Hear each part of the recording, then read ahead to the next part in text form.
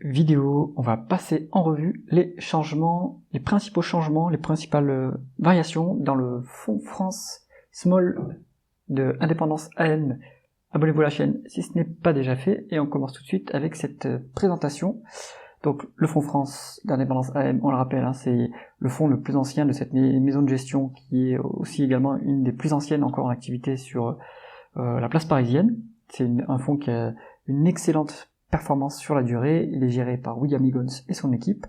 On est sur une stratégie value avant tout, mais également comme William Higgins aime le rappeler, on est aussi sur une stratégie quality, donc quality value. On applique des critères quantitatifs stricts, et puis on analyse la qualité du dossier, on analyse aussi la qualité du management et du secteur d'activité. Donc vous pouvez voir ici que sur le mois de mars, on a eu une variation de 1,6% du fonds comparé à l'indice de référence CAC Mid and Small qui a fait moins 1,5. Donc on a mis 3,1 points dans la vue à l'indice de référence, c'est excellent en year to date. Donc depuis le début de l'année, on met 3,4 points dans la vue à l'indice de référence, donc excellent. On a vraiment un gérant qui a de l'alpha sur ce fonds. Sur la longue durée, hein, si vous regardez, depuis la création, on a fait 4247%, ce qui est impressionnant. Maintenant, sur 10 ans, on fait un peu moins, on fait 153%. La période a été un peu difficile pour les fonds value de, on va dire, 2018 à 2024. Mais depuis, ça se rattrape quelque peu. Vous pouvez voir ici, hein, on est sur une nette surperformance depuis 1994, donc plus de 30 ans. Les principales variations expliquées par le manager, je vous donne mon commentaire sur les positions que je connais pas tous les dossiers, donc je vais pas tout passer en revue, mais sur Rheinmetall, qu'on a analysé sur la chaîne, vous pouvez aller voir la vidéo, là-dessus on est sur un dossier qui est clairement maintenant surévalué, là où il a eu du flair, William Higgins, c'est d'être rentré sur l'action en 2022. Il se doutait bien qu'il allait avoir des plans de réarmement, et que quand il y a une guerre, il faut avoir des actions de défense, et là, il a excellemment joué, il a fait une performance exceptionnelle. Donc là, il est en train de vendre sa position parce que la valorisation commence à être vraiment élevée pour ce dossier. Sur Esso, on est sur, donc pareil, en fait, c'est un dossier qui a fortement augmenté en 2022 grâce à l'explosion des marges de raffinage, avec l'explosion des coûts de l'énergie également. Esso, c'était vraiment un dossier deep value. On avait énormément de cash au bilan. C'était un cash que la maison mère Exxon ne souhaitait pas faire profiter, dont la maison mère ne souhaitait pas faire profiter les minoritaires. Ça commence à être, la pression commence à monter sur le dossier. Il y a eu un dividende extraordinaire parce qu'il y a maintenant il y a des attaques en justice pour que les minoritaires ne soient pas lésés par la maison mère. Donc ça explique qu'il y a un dividende extraordinaire. La dernière fois que j'ai regardé, Esso était toujours décoté par rapport aux actifs tangibles. Donc à réanalyser, hein, il faudrait mettre à jour le dossier pour voir l'analyse, pour voir si on est toujours décoté, mais je le pense. Et je pense qu'il y a toujours une opportunité sur Esso qui est un bon dossier deep value. Dassault Aviation, c'est un peu le même sujet que Rheinmetall. On est sur une entreprise de la défense qui avait aussi une valorisation qui est inférieure à la somme des parties, puisqu'elle a une participation dans Thales et du cash net au bilan, puisqu'elle touche des avances clients pour la fabrication des Rafales. Donc c'est un dossier aussi décoté. Maintenant la valorisation commence à se tendre un petit peu puisque toute la thématique défense a augmenté en Europe. Donc analyser de plus près, je pense que maintenant c'est un peu moins intéressant qu'il y a quelques mois, mais ça reste quand même intéressant. Grupo Catalana Occidente, on était sur un assureur et terminé, on a une OPA sur le dossier, donc c'est plus le moment de s'y intéresser. Une fois de plus, excellent flair de s'être placé là-dessus, ça a très bien marché. Crit, je ne connais pas, donc je passe. Mersenne, on l'a étudié récemment sur la chaîne, vous retrouverez la vidéo. Dossier value assez classique, des cotes sur flux. Il y avait un problème, on avait un problème de free cash flow négatif sur les 12 derniers mois. Ça vient d'une dépense en capital ponctuellement élevée, mais pas de souci structurellement, sur les free cash flow. On est sur un dossier industriel cyclique, value, assez classique, les multiples sont faibles. Je pense que c'est intéressant à ce niveau-là de s'intéresser à Mersenne, ça mérite d'aller s'analyser en profondeur. Ipsos, je l'ai étudié récemment sur la chaîne, vous pourrez retrouver la vidéo. On est sur un dossier secteur mature, il n'y a plus beaucoup de croissance, mais il y en a quand même un petit peu. Excellente rentabilité, et on est absolument value sur les multiples. Il y a un bon dividende bien sécurisé par les free cash flow. Donc Ipsos, pour moi, ça reste un bon petit dossier value défensif. Pas trop de volatilité à attendre sur ce titre, c'est intéressant. Morel et Prom, c'est tout le contraire. Donc Morel et Prom, je l'ai en portefeuille, je la suis sur la chaîne et sur le blog, vous pouvez retrouver les articles. Donc tout est dit dans le commentaire. Sanctions américaines au Venezuela. Donc le titre a dévissé avec la révocation de la licence au Venezuela.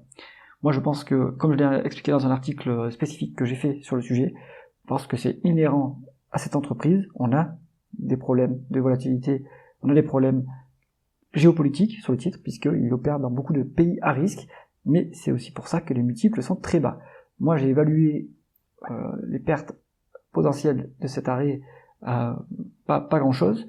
En tout cas, on passerait d'un multiple de price to free cash flow de quelque chose comme en dessous de 5 à 6, donc ça reste très décoté, Morel et Prom. Ça me rappelle un peu le coup d'état au Gabon qu'il y a eu en 2023.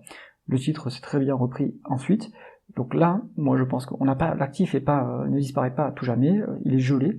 Donc il reste la propriété de Morel et Prom qu'il n'a plus le droit d'exploiter. Je pense que le groupe, malgré cela, arrivera à continuer à se développer. Décuple, je ne connais pas bien. Et Trigano, je ne l'ai pas étudié depuis récemment. Dites-moi en commentaire si vous voulez une analyse de Trigano. Ça me ferait un plaisir de la faire. Ensuite, les changements dans les principales positions. Donc, alors, c'est assez connu sur les gens qui analysent le fonds France d'indépendance AM que les reportings, ils sont un peu, ils sont pas forcément très cohérents d'un mois à l'autre. Donc, on va quand même se dire que on va faire confiance à ces tableaux où on a le top 10 en termes de pondération, et je vais vous commenter les variations. Maintenant, c'est difficile de savoir si la variation est due à un allègement ou si, alors les renforcements, enfin, c'est dur de savoir relativement si la position a augmenté ou pas, parce que ça va dépendre aussi s'il y a d'autres positions qui ont été liquidées. On n'a pas l'entièreté des pondérations du portefeuille. Donc, on peut se dire que, de toute façon, en mars, il s'est renforcé d'ailleurs sur Grupo Catalana Occidente, bien joué parce que on a l'OPA, donc ça, bien joué. Sur Rheinmetall, on peut se rendre compte qu'il commence à alléger quand même. On passe de 4% à 3,5%. Donc je pense qu'en relatif, il a quand même allégé. Ensuite, on note que léger renfort sur de sa aviation. Il y a Nexans qui commence à être allégé un petit peu. Pour moi, je pense que Nexans, ça reste un titre intéressant puisque la valorisation restait encore assez basse. Donc, mais c'est vrai que ça reste bas, mais les multiples ont quand même bien monté. Ça fait longtemps que Indépendance AM est sur ce titre, et je pense qu'il commence à prendre des plus-values. Qu'est-ce qu'on a d'autre qui pourrait être intéressant? Elis également, on voit qu'il y a un net renfort sur Elis, donc ça mérite d'être creusé un peu plus. Et principalement, voilà, c'est tout, un peu de renfort sur Coface et sur Via des compagnies.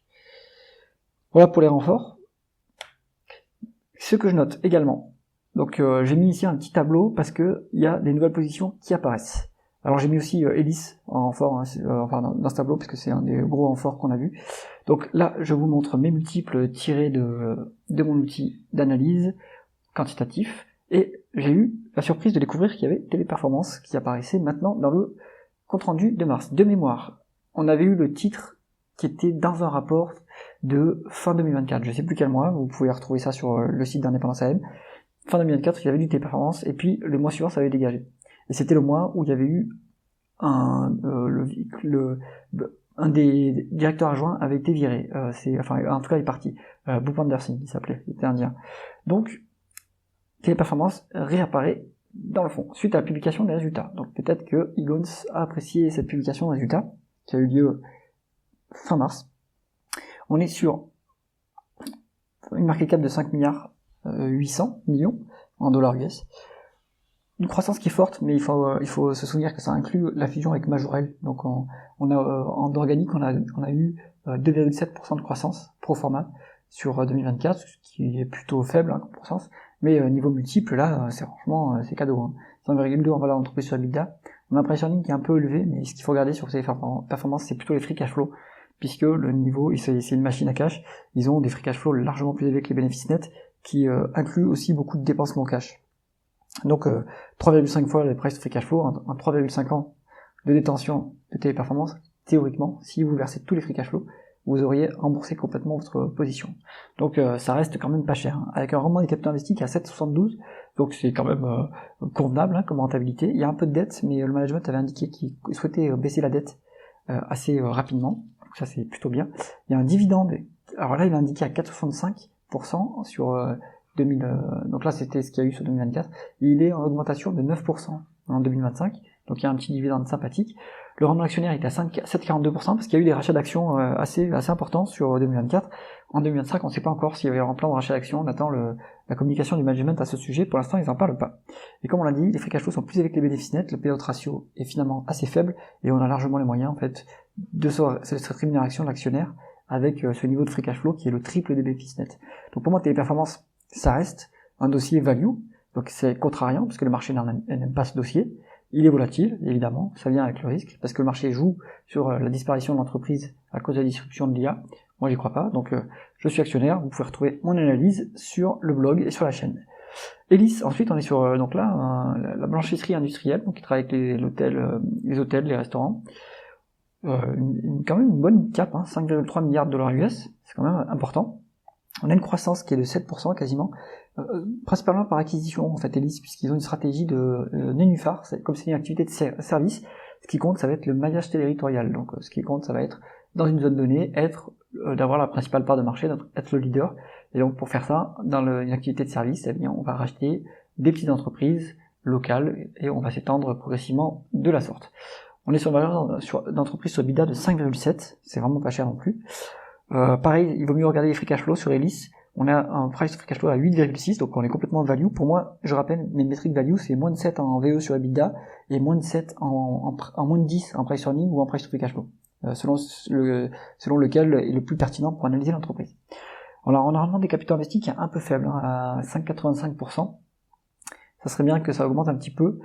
Et puis on voit le rendement des fonds propres, il a 9,5, mais il y a quand même un peu de dette sur Elis, donc après comme l'entreprise fait beaucoup d'acquisitions, c'est aussi normal qu'on soit endetté, hein, puisqu'on lève de la dette pour acheter des entreprises.